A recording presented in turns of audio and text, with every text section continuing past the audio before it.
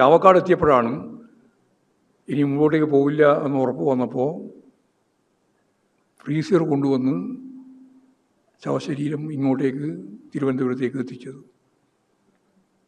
ഇത് വിവരമറിഞ്ഞ് മെഡിക്കൽ കോളേജിലുള്ള ആളുകളാണ് പണം അയച്ചു കൊടുത്തത് ഗൂഗിളിൽ. റവന്യൂ വകുപ്പ് ഒരു തരത്തിലുള്ള കാര്യവും ഇടപെട്ടില്ല. അപ്പോൾ യഥാർത്ഥത്തിൽ ഏകോപനമില്ല. ഇവരെല്ലാം എങ്ങനെയൊക്കെയാണ് ഇതെല്ലാം നടത്തേണ്ടത് എന്നുള്ളതിനെപ്പറ്റി ഒരു ധാരണയുമില്ല. അങ്ങനെ അപമാനിച്ച് ശവശരീരത്തെ തന്നെ അപമാനിച്ച് ഇവിടെ എത്തുകയാണ് ചെയ്തത്. ആ കുടുംബവും അതിദയനീയമായ ചിത്രമാണ്. ഒരുപാട് കടം, വീടിൻ്റെ പണി തുടങ്ങിയിട്ടുണ്ട്, എവിടെയും എത്തിയിട്ടില്ല. അവിടെയും വളരെ പ്രയാസപ്പെടുന്ന സ്ഥിതിയാണ്. 2 കുട്ടികളാണ്, ചെറിയ കുട്ടികളാണ്. 9ാം ക്ലാസ്സിലും 8ാം ക്ലാസ്സിലും പഠിക്കുന്ന 2 ആൺകുട്ടികളാണ്. ഭാര്യയ്ക്ക് ജോലിയില്ല, പ്രായമായ അച്ഛനും അമ്മയും. അടിയന്തരമായിട്ട് അവർക്ക് ജോലി കൊടുക്കണം. ഓഖി ദുരന്തത്തിൻ്റെ ഭാഗമായിട്ട് എങ്ങനെയാണോ ഫലപ്രദമായി കേരളം ദുരിതാശ്വാസ പ്രവർത്തനങ്ങൾ കൈകാര്യം ചെയ്തതുപോലെ ഈ കടലിൽ മിസ്സായി പോവുകയും ഇതുവരെ കണ്ടെത്തുകയും ചെയ്തിട്ടുള്ളവരുൾപ്പെടെ അവരുടെ കുടുംബത്തിലുള്ള അത്താണിയായിട്ടാണ് യഥാർത്ഥത്തിലുള്ളത്. വളരെ ചെറുപ്പക്കാരാണ്. ഞാൻ നേരത്തെ പറഞ്ഞ പോലെ 32 വയസ്സൊക്കെയുള്ള ആളുകളാണ്. 27 വയസ്സുകാരൻ കല്യാണം കഴിച്ചിരുന്നില്ല. ഇവർക്ക് അവരുടെ കുടുംബം നിലനിർത്തുന്നതിനാവശ്യമായ രീതിയിൽ ജോലി അവരുടെ ആശ്രിതർക്ക് നൽകിയില്ലെങ്കിൽ ആ കുടുംബത്തിനൊന്നും നിലനിൽക്കാനാവാത്ത സ്ഥിതിയാണ് രാജേഷിൻ്റെ എല്ലാം കുടുംബത്തിൻ്റെ അവസ്ഥ. അപ്പോൾ ആ രീതിയിലുള്ള നിലപാട് സ്വീകരിക്കാൻ ഗവൺമെൻറ് തയ്യാറാവണം എന്നാണ് അത് സംബന്ധിച്ച് എനിക്ക് പറയാനുള്ളത്. ഇത്തരത്തിലെല്ലാമുള്ള 10-20ലധികം ആളുകളാണ് പ്രകൃതി ദുരന്തത്തിൻ്റെ ഭാഗമായിട്ട് നമ്മെ വിട്ടുപിരിഞ്ഞത്. ഇപ്പോഴും കണ്ടെത്താനാവാത്ത 3 പേര് കേരളത്തിൻ്റെ 3 ഭാഗങ്ങളിലായി മുണ്ടകരയിലും 5 തെങ്ങിലും വിഴിഞ്ഞത്തുമായി നിൽക്കുകയാണ്. 8ാമത്തെ ദിവസമാണ്. ഫലപ്രദമായ എന്തെങ്കിലും ഒരു വർക്ക് തിരച്ചിൽ നടത്താൻ സാധിക്കാത്തൊരു സാഹചര്യത്തിലാണ് നമ്മളിപ്പോഴും ഉള്ളത്. ആ കുടുംബാംഗങ്ങളും ആ പ്രദേശവും മുഴുവൻ പ്രതിഷേധത്തിലാണ്. വലിയ രീതിയിലുള്ള പ്രതിഷേധം ഈ 3 മേഖലയിലും ഇപ്പോഴും ഉണ്ടായിട്ടുണ്ട്. മുമ്പ് ഇങ്ങനെയുള്ള ഏതെങ്കിലും സംഭവം ഉണ്ടായാൽ ഇടതുപക്ഷ ജനാധിപത്യ മുന്നണി ഗവൺമെൻറ്റിൻ്റെ കാലത്ത് അപ്പോൾ തന്നെ മന്ത്രിമാരുൾപ്പെടെ പോകുമ്പോൾ അവിടെ അപ്പോൾ പ്രതിഷേധമാണ്. ഒരുപാട് ആളുകൾ അതിൻ്റെ മുമ്പിൽ നിന്ന് നയിക്കാനുണ്ടായിരുന്നു. ഇപ്പോഴാരുമില്ല. ഞാൻ ഇപ്പം അത്രേ പറയുന്നുള്ളൂ. ഇങ്ങനെയുള്ളൊരു സന്ദർഭത്തിൽ വേറെ അധികം പറയാൻ ഞാൻ ഉദ്ദേശിക്കുന്നില്ല. അപ്പോൾ തീരദേശ മേഖല, ഈ തിരുവനന്തപുരത്തിൻ്റെയും കൊല്ലത്തിൻ്റെയും ഈ മേഖല, അതുപോലെ തന്നെ അതിൻ്റെ അപ്പുറം കടന്നാലും പ്രശ്നം തന്നെയാണ്. എല്ലാം വലിയ രീതിയിലുള്ള പ്രയാസങ്ങളാണ്. കുട്ടനാട് വെള്ളം ഇറങ്ങുന്നില്ല. ഇടതുപക്ഷ ജനാധിപത്യ മുന്നണി ഗവൺമെൻറ്റിൻ്റെ കാലത്ത് ആ പൊഴി മുറിച്ച് ഫലപ്രദമായിട്ട് വെള്ളം അറബിക്കടലിലേക്ക് ഒഴുക്കിയപ്പോൾ കുട്ടനാട് വെള്ളപ്പൊക്കത്തിൽ നിന്ന് രക്ഷപ്പെട്ടിരുന്നു. ഇപ്പോഴും തിയറിയെല്ലാം വിശദീകരിക്കുന്നുണ്ട്, പക്ഷേ വെള്ളം ഇറങ്ങുന്നില്ല. വെള്ളം ഇറങ്ങണമെങ്കിൽ പൊഴി മുറിക്കണം. മുറിക്കാൻ ആവശ്യമായ ഫലപ്രദമായ ഇടപെടൽ ഇപ്പോഴും നടക്കുന്നുമില്ല. ഒരു JCB എല്ലാം കൊണ്ടുപോയിട്ട് മുറിക്കാൻ നോക്കുക, എവിടെ മുറിക്കാനാ? അപ്പോൾ കുട്ടനാട് മുഴുവൻ വെള്ളത്തിൽ മുങ്ങിക്കിടക്കുകയാണ്. വെള്ളം മഴ പെയ്തില്ലെങ്കിലും അത് ഇറങ്ങിപ്പോകുന്നതിന് വേണ്ടി സാധിക്കുന്നില്ല. സത്യം പറഞ്ഞാൽ ഇതെല്ലാം ഒരുക്കത്തിൻ്റെ ഭാഗമായിട്ട് ചെയ്യേണ്ടതല്ലേ? അല്ലെങ്കിൽ വെള്ളപ്പൊക്കം ഉണ്ടാവുമെന്ന് മനസ്സിലാക്കിയാൽ ഇടപെടണ്ടേ? പൊഴി മുറിക്കുന്നതിനാവശ്യമായ നിലപാട് പൊഴി മുറിക്കാതെ കൊണ്ടല്ല എന്നാണിപ്പോൾ പറഞ്ഞുകൊണ്ടിരിക്കുന്നത്. എന്താണെന്ന് മനസ്സിലാവണ്ടേ? പൊഴി മുറിച്ചപ്പോൾ വെള്ളപ്പൊക്കം ഉണ്ടായിട്ടില്ലല്ലോ കുട്ടനാട്. ഇപ്പോൾ ലോവർ കുട്ടനാട്, അപ്പർ കുട്ടനാട് എല്ലാം വലിയ രീതിയിലുള്ള വെള്ളക്കെട്ടിലാണുള്ളത്, വീടുൾപ്പെടെ. ഇതിനൊന്നും ഫലപ്രദമായി കൈകാര്യം ചെയ്യാൻ ഒരു ജനകീയ സംരംഭം അവരാരും പറയുന്നുമില്ല. അത് വേറൊരു വളരെ പ്രധാനപ്പെട്ട പ്രശ്നം അതാണ്. കഴിഞ്ഞ പ്രാവശ്യം 18-19 അനുഭവം നമുക്കുണ്ടല്ലോ. വലിയ രീതിയിലുള്ള ദുരന്തം ഉണ്ടായിട്ടുണ്ട്. ലക്ഷക്കണക്കിന് ആളുകളെ മാറ്റിപ്പാർപ്പിച്ചിട്ടുണ്ട്. അവർ ക്യാമ്പ് ഉണ്ടായിട്ടുണ്ട്. ആ ക്യാമ്പുകൾക്ക് ആവശ്യമായ സൗകര്യങ്ങൾ ചെയ്തു കൊടുത്തിട്ടുണ്ട്. എല്ലാം ഗവൺമെൻറ് സംവിധാനത്തിൻ്റെ ഭാഗമായിട്ടൊന്നുമല്ല. അതുപോലെ തന്നെ മത്സ്യത്തൊഴിലാളികൾ കേരളത്തിൻ്റെ വിവിധ മേഖലയിൽ പോയിട്ട് ദുരിതത്തിൽ കിടക്കുന്നവരെ സംരക്ഷിച്ച് കൊണ്ടുവന്നിട്ടുണ്ട്. അതിൽ ജനകീയമായൊരു പിന്തുണ നേടാൻ സാധിച്ചിട്ടുണ്ട്. അന്ന് മുഖ്യമന്ത്രി അതാണ് ചെയ്തുകൊണ്ടിരുന്നത്. ഇപ്പോൾ മുഖ്യമന്ത്രി പറയുന്നത് ഒരാളുടെയും സഹായം വേറെ വേണ്ടെന്നാണ്. MLA പോലും വിളിക്കുന്നില്ല അവലോകന യോഗത്തിൻ്റെ ഭാഗമായിട്ട്. അപ്പോൾ ആരും വേണ്ട, ജനപ്രതിനിധികളും വേണ്ട, അല്ല ഉദ്യോഗസ്ഥന്മാരുൾപ്പെടെ കാര്യം ചെയ്തുകൊള്ളുന്നതാണ്. ക്യാമ്പുകളിൽ അതിൻ്റെ ഭാഗമായിട്ടാണ് പല സ്ഥലത്തും ഒരുപാട് പ്രശ്നങ്ങളുണ്ടായത് നമുക്കറിയാം. CPIM-ൻ്റെ പ്രവർത്തകർ ഈ എല്ലാ ക്യാമ്പുകളിലും ഞങ്ങൾ ആദ്യമേ ചൂണ്ടിക്കാണിച്ചിട്ടുണ്ട്, പറഞ്ഞിട്ടുണ്ട്. അവിടെ എല്ലാം സന്നദ്ധ പ്രവർത്തകർ എന്ന രീതിയിൽ ഫലപ്രദമായിട്ട് ഇടപെട്ട് സഹായിക്കണം. അതിപ്പോഴും നടന്നുകൊണ്ടിരിക്കുകയാണ്. പക്ഷേ ഈ പറയുന്ന സാഹചര്യം ഒരുക്കേണ്ട ഗവൺമെൻറ്, അതിൻ്റെ ഡിപ്പാർട്ട്മെൻറ്റുകൾ, അത് റവന്യൂ ആയാലും അതുപോലെ തന്നെ ആരോഗ്യ മേഖല എടുത്ത് പരിശോധിച്ച് നോക്കിയാലും അതുപോലെ തദ്ദേശ സ്വയംഭരണ മേഖല എടുത്ത് പരിശോധിച്ച് നോക്കിയാൽ എല്ലാറ്റിനെയും ഏകോപിപ്പിച്ച് മുന്നോട്ടേക്ക് കൊണ്ടുപോകുന്നതിന് വേണ്ടിയുള്ള ഫലപ്രദമായ നിലപാട് സ്വീകരിക്കാത്തതിൻ്റെ ദുരന്തമാണ് യഥാർത്ഥത്തിൽ കേരളത്തിൻ്റെ ഭാഗമായിട്ട് നമ്മൾ കൂടുതൽ അനുഭവിക്കേണ്ടി വന്നത് എന്നതാണ് പൊതുവായിട്ട് പറയാനുള്ള കാര്യം.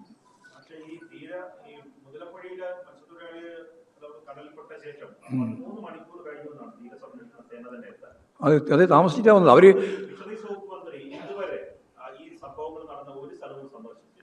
ഫിഷറീസ് വകുപ്പ് മന്ത്രി ആരാണെന്ന് അറിയില്ല എന്നാണ് ആ ജിജു എന്നോട് പറഞ്ഞത്. കാരണം ഞങ്ങൾക്ക് പേരിന് പിടുത്തില്ല, പക്ഷേ ഒരാളും ഒരു സ്ഥലത്തും വന്നിട്ടില്ല, ഒരാളെ കാണാനും പോയിട്ടില്ല. അവിടെ ഞാൻ നേരത്തെ പറഞ്ഞ അഞ്ചുതെങ്കിലും പോയിട്ടില്ല, ഇവിടെ വിഴിഞ്ഞത്ത് പോയിട്ടില്ല, നീണ്ടകര പോയിട്ടില്ല. ഇതാണിപ്പോൾ 3 പ്രധാനപ്പെട്ട കിട്ടാൻ, അതായത് നമ്മൾ മിസ്സായിപ്പോയി എന്ന് കണ്ട് ഇതുവരെ തിരിച്ചു വരാതെ 3 പ്രദേശം 3 ആളാണുള്ളത്. ഒരു കാര്യവും ഫിഷറീസ് വകുപ്പ് കൈകാര്യം ചെയ്യുന്ന മന്ത്രി ചെയ്തിട്ടില്ല. മുഖ്യമന്ത്രി നേരത്തെ പറഞ്ഞത് അങ്ങോട്ട് കയറാൻ പറ്റില്ല. ഞാൻ നേരത്തെ പറഞ്ഞില്ലേ, ജിജി പറഞ്ഞതിൻ്റെ ഭാഗമായിട്ടുള്ള അവമാനിക്കലാണെന്ന് പറഞ്ഞില്ലേ. കടൽ തീരത്തേക്ക് പോകാനേ പറ്റില്ല എന്നുള്ളതാണ്. ഞങ്ങളിപ്പോൾ കടൽ തീരത്തല്ലേ പോയിട്ട് വന്നത്. ഇന്നലെ ഞാൻ ഇവിടെ വിഴിഞ്ഞത്ത് പോയി, ഇന്നിപ്പോൾ 5 തെങ്ങ് പോയി. പോകാനേ പറ്റില്ല എന്നുള്ള നിലപാട് സ്വീകരിച്ചാൽ എന്താ ചെയ്യും? ഇതുപോലെ അപകടകരമായ സാഹചര്യം വരുമ്പോൾ അവിടെ കക്ഷി രാഷ്ട്രീയത്തിനപ്പുറം എല്ലാവരും ചേർന്ന് മുമ്പോട്ടേക്ക് പോകുകയല്ലേ വേണ്ടേ? കേരളത്തിൻ്റെ ദുരന്തത്തെ അഭിമുഖീകരിക്കാനും അതിനെ അഭിമുഖീകരിച്ച് മുമ്പോട്ടേക്ക് പോകാനും കേരളത്തെ പ്രാപ്തമാക്കിയത് ഈ ജനകീയ കൂട്ടായ്മയല്ലേ? ഈ കൂട്ടായ്മ ഒരു തരത്തിലും കേരളത്തിൻ്റെ മുഖ്യമന്ത്രി ആഗ്രഹിക്കുന്നില്ല. ഇതാണ് നമ്മുടെ മുമ്പിലുള്ള സ്ഥിതി. അവരോട്ട് ഒരു കാര്യം ചെയ്യാനും തയ്യാറില്ല.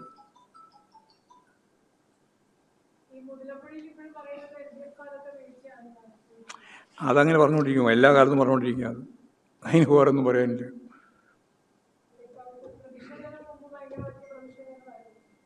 പ്രതിഷേധം, വലിയ പ്രതിഷേധം ഇപ്പോൾ നടന്നുകൊണ്ടിരിക്കുകയാണ്. ഇപ്പോഴും ഞങ്ങൾ അവിടെ നിന്ന് വരുമ്പോൾ തന്നെ അവർ പ്രതിഷേധിക്കാൻ വേണ്ടി പുറപ്പെട്ടിട്ടുണ്ട്. കാരണം ഇന്ന് രാവിലെ ബോഡി കിട്ടി എന്ന് പറഞ്ഞിട്ടുള്ളൊരു പ്രചരണം വന്നു. ആളുകളെല്ലാം ഓടിയാടി എത്തിയപ്പോൾ ബോഡി കിട്ടിയിട്ടില്ല, വെറുതെ കള്ളപ്രചരണമായിരുന്നു. ഇപ്പോൾ ശക്തിയായ രീതിയിലുള്ള ഒരു വൈകാരിക തലമാണ് നമ്മൾ കണ്ടത്. അലമുറയിട്ട് കരയുന്ന സ്ത്രീകളെയാണ് കാണുന്നത്. അപ്പോൾ സ്വാഭാവികമായിട്ടും ഇത് ഗവൺമെൻറ് ഇതിൻ്റെ അകത്ത് രാഷ്ട്രീയമല്ല കളിക്കേണ്ടതാണ്. പണ്ടത്തേതാണ് ഇപ്പോഴത്തേതൊന്നും പറഞ്ഞിട്ട് കാര്യമില്ല.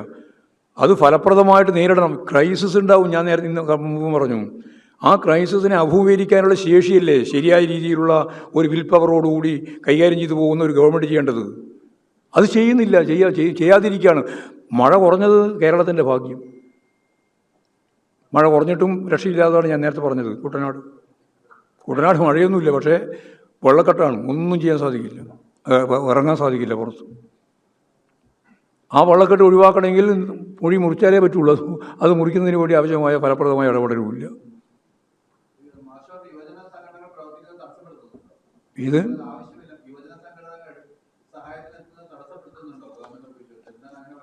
അല്ല, ആരെയും അങ്ങോട്ട് അടുപ്പിക്കേണ്ടതില്ല എന്നാണ്, ആരെയും സഹകരിപ്പിക്കേണ്ടതില്ല എന്നാണ്. അത് മുഖ്യമന്ത്രി തന്നെ പറഞ്ഞല്ലോ, സഹകരിപ്പിക്കേണ്ട കാര്യം ഞങ്ങൾ അങ്ങനെ ആ രീതിയിൽ ആലോചിച്ചില്ല. അത് മുമ്പേ അവരെ ഇതിലായിരുന്നു. ഇടതുപക്ഷ ജനാധിപത്യ മുന്നണി ഗവൺമെൻറ് ഉള്ളപ്പോൾ ലക്ഷക്കണക്കിന് ആളുകളുടെ സഹായം തേടിയിട്ടാണല്ലോ ആ വലിയ രീതിയിലുള്ള പ്രതിസന്ധി അവസാനിപ്പിച്ചത്. ഇവിടെ ഈ കോളേജ് ഉണ്ടല്ലോ, നമ്മുടെ ഏറ്റവും പ്രധാനപ്പെട്ട യൂണിവേഴ്സിറ്റി കോളേജ്. ആ കോളേജിൻ്റെ ഭാഗമായിട്ടുള്ള നൂറുകണക്കിന് കുട്ടികളല്ലേ രാപകലില്ലാതെ വന്നുകൊണ്ടിരിക്കുന്ന മുഴുവൻ സാധനങ്ങളും സോർട്ട് ചെയ്ത് വണ്ടിയിലാക്കി കേരളത്തിൻ്റെ പല ഭാഗത്തേക്ക് അയച്ചു കൊടുത്തത്. രാപകലുണ്ടായിട്ടില്ലല്ലോ. ആ കുട്ടികളൊക്കെ അത്ര സജീവമായിട്ട് ആ പ്രവർത്തന രംഗത്ത് വന്നത്. ഇപ്പോഴതിനെപ്പറ്റി ആലോചിച്ചു ആരെങ്കിലും? സാധനങ്ങളില്ലാതുകൊണ്ടല്ലോ, സാധനങ്ങളൊന്നും വന്ന് നിറഞ്ഞില്ലേ. ദുരിതത്തിൻ്റെ ഭാഗമായിട്ട് ജനങ്ങൾ സഹായിക്കാൻ തയ്യാറില്ലാണ്. പക്ഷെ ഇതൊന്നും ഇപ്പോൾ നടത്താൻ തയ്യാറില്ല. അതാണ് കാര്യം. ആ അല്ല, അത് ആകെ വരുന്നതാണ് ഞങ്ങളെ പ്രതീക്ഷിക്കുന്നത്. ഈ 1062 ലക്ഷം ആളുകളും ആ പ്രക്ഷോഭത്തിൻ്റെ ഭാഗമായിട്ട് വരണമെന്നാണ് ഞാൻ കാണുന്നത്. അല്ലാണ്ട് ഞങ്ങളിപ്പോൾ CPIM-ൻ്റെ കൂടിയും പിടിച്ച് പോയിട്ട് ഒരു സമരം നടത്താനല്ല ഉദ്ദേശിക്കുന്നത്. ഇന്നിപ്പോൾ കർഷക തൊഴിലാളി യൂണിയൻ്റെ ഭാഗമായിട്ടുള്ള പ്രകടനങ്ങളും പരിപാടികളൊക്കെ ഇന്നലെ രാത്രിയോടുകൂടി വിവരം കിട്ടിയപ്പോൾ തന്നെ തുടങ്ങിയിട്ടുണ്ട്. അതിന് തുടരും. ആ തുടരുന്നതിനോടൊപ്പം ഇത് ഈ ഓരോ വീട്ടിലും കൃത്യമായിട്ട് ധാരണ ഉണ്ടാക്കി അതിനടിസ്ഥാനപ്പെടുത്തി അവർ തന്നെ ശക്തിയായ രീതിയിൽ സമരത്തിലേക്ക് വരും. ഈ പ്രത്യേകിച്ച് 1062 ലക്ഷം ആളുകൾ.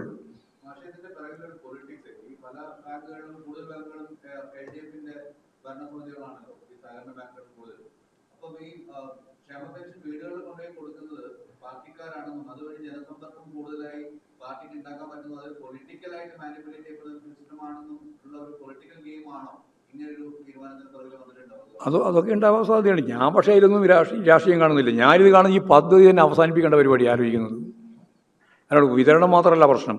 നിങ്ങൾ ആരെങ്കിലും വിതരണം നടത്തിക്കോ. ഞങ്ങൾക്ക് ഇപ്പോൾ ഇന്ന് ആളുകൾ വിതരണം നടത്തണമെന്നുള്ള ഒരു നിർബന്ധവുമില്ല. നിങ്ങൾ ഈ കേരളത്തിലെ ഈ 62 ലക്ഷം പാവപ്പെട്ട മനുഷ്യർക്ക് മാസാമാസം വീടിൽ കൃത്യമായി കിട്ടിക്കൊണ്ടിരിക്കുന്ന അവരുടെ പെൻഷൻ 2000 രൂപ അതിന് വർദ്ധിപ്പിക്കുന്നുണ്ടെങ്കിൽ അത് അവർക്ക് കിട്ടണം. അവർക്ക് കിട്ടാൻ ആവശ്യമായ രീതിയിലുള്ള എന്ത് ഏജൻസി എന്ത് വേണോ അത് നിങ്ങൾ കൊടുത്തോ. പക്ഷേ ഇവരെല്ലാം ദേശാകൃത ബാങ്കിൽ പോയിട്ട് അവിടെ നിന്ന് പണം വാങ്ങണമെന്ന് പറഞ്ഞാൽ നിങ്ങൾ ആലോചിച്ച് നോക്കി, 80-85 വയസ്സ് പ്രായമുള്ള ആളുകൾ ഒന്ന് അന്വേഷിക്കാൻ പോകണം, പണം വന്നു എന്ന് പറഞ്ഞാൽ പിന്നെ പോയി നിന്ന് നിന്നിട്ട് എപ്പം കിട്ടുന്ന, ഏത് ദേശാകൃത ബാങ്കിൽ നിന്ന് കിട്ടുന്നതാണ്. പിന്നെ അതിൻ്റെ തന്നെ എന്തെല്ലാം പിഴകൾ പ്രശ്നങ്ങൾ എന്തൊക്കെയാണ് അഭിമുഖീകരിക്കേണ്ടി വരുന്നത്. യാതൊരു അല്ലലില്ലാതെ വീട്ടിൽ കിട്ടിയിരുന്ന ഈ പണം 2000 രൂപ ഒരു പാവപ്പെട്ട കർഷക തൊഴിലാളിക്ക്, ഒരു പാവപ്പെട്ട സ്ത്രീക്ക്, പുരുഷന് ആരായാലും അവർക്ക് കിട്ടിക്കൊണ്ടിരിക്കുന്ന ഈ ആനുകൂല്യമല്ലേ അവസാനിപ്പിക്കുന്നത്. എന്നിട്ട് പോയിട്ട് ദേശാകൃത ബാങ്കുമായിട്ട് ബന്ധപ്പെട്ട് അതിൻ്റെ കമ്മീഷൻ ഉൾപ്പെടെ എല്ലാം കഴിച്ചിട്ടേ അതും കിട്ടുള്ളൂ. ഒരു തരത്തിലും അംഗീകരിക്കാൻ കഴിയുന്ന ഒന്നല്ല ഇത്. ശക്തിയായിട്ട് ഇതിനെതിരായിട്ട് ഈ 62 ലക്ഷം ആളുകൾ കക്ഷി രാഷ്ട്രീയത്തിലതീതമായിട്ട് ഈ നിലപാടിനെതിരായിട്ട് മുമ്പോട്ടേക്ക് വരുമെന്ന് തന്നെയാണ് ഞാൻ പ്രതീക്ഷിക്കുന്നത്. അതുകൊണ്ട് അതിൽ പാർട്ടി എന്ന രീതിയിൽ ഇടപെട്ട് എന്തെങ്കിലും തീരുമാനം എടുക്കാനല്ല. പാർട്ടി ഞങ്ങൾ ഈ കാര്യങ്ങൾ വ്യക്തമാക്കിയിട്ടുണ്ട്. ഇനി കർഷക തൊഴിലാളി യൂണിയൻ ഉൾപ്പെടെയുള്ള എല്ലാ സംഘടനകളും സംഘടിത പ്രസ്ഥാനങ്ങളാകുകയും ഇനി ഒരു തരത്തിലുള്ള രാഷ്ട്രീയത്തിൻ്റെ ഭാഗമായിട്ടാവാത്ത ആളുകളും എല്ലാം ചേർന്നുകൊണ്ട് ഒരു വലിയ പ്രക്ഷോഭം തന്നെ ഇതിൻ്റെ ഭാഗമായിട്ട് ഉയർന്നു വരുമെന്ന് ഞാൻ പ്രതീക്ഷിക്കുന്നുണ്ട്. അതിലൊരു രാഷ്ട്രീയം നോക്കേണ്ട കാര്യമില്ല. ഇത് വളരെ പ്രധാനമാണ്. ഇന്ത്യക്ക് മാതൃകയാവുന്ന ഒരു പരിപാടിയാണ്. ക്ഷേമ പെൻഷനുകൾ കൃത്യമായിട്ട് നൽകുന്നത് ഇന്ത്യയിൽ തന്നെ ഏറ്റവും ശരിയായ രീതിയിൽ കേരളമാണ് കൈകാര്യം ചെയ്യുന്നത്. പണ്ട് ഉമ്മൻചാണ്ടി 18 മാസത്തെ കുടിശ്ശികയാക്കിയിട്ടാണ് പോയത്. അപ്പോൾ അതെല്ലാം കൃത്യമായിട്ട് കൈകാര്യം ചെയ്തു പോയതാണ് കേരളത്തിൻ്റെ മാതൃക. അപ്പോൾ അത് തകർക്കാൻ വേണ്ടിയിട്ടുള്ള ശ്രമത്തെ കേരളം ഒറ്റക്കെട്ടായിട്ട് നിങ്ങൾ മാധ്യമങ്ങളൊക്കെ ശക്തിയായിട്ട് ഇടപെടേണ്ടതാണ്. കാരണം നിങ്ങൾക്കെല്ലാം ബാധ്യതയുണ്ട്. ഈ പാവപ്പെട്ട 62 ലക്ഷം ആളുകൾക്ക് വീട്ടിൽ കൃത്യമായിട്ട് കിട്ടി. ഇനിയിപ്പോൾ ഇത് ഞാൻ നേരത്തെ പറഞ്ഞ പ്രായമുള്ളവർക്ക് നേരിട്ട് പോകാൻ പറ്റില്ല. ആരെങ്കിലും ഏൽപ്പിക്കേണ്ടി വരും. ഏൽപ്പിച്ചു കൊണ്ടാൽ കൃത്യമായിട്ട് തിരിച്ചു കിട്ടുന്നതിന് വല്ല വ്യവസ്ഥയുണ്ടോ?